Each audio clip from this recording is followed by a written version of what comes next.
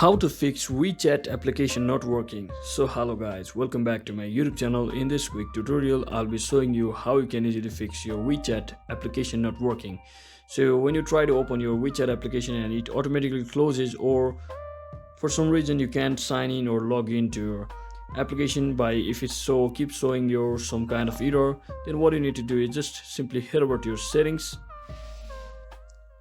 And once you're inside your settings, just scroll all the way down until you see this apps option. So you just have to locate the WeChat application. So let me just locate it, since it starts from W, so I can find it inside a W, as you can see. So once you are inside here, just click on storage option by simply scrolling down, and when you click on storage option, just make sure you click on this clear data option and clear cache option as well. So once you do that, what you can do is just re-log in with your login credentials and your WeChat application should work just fine.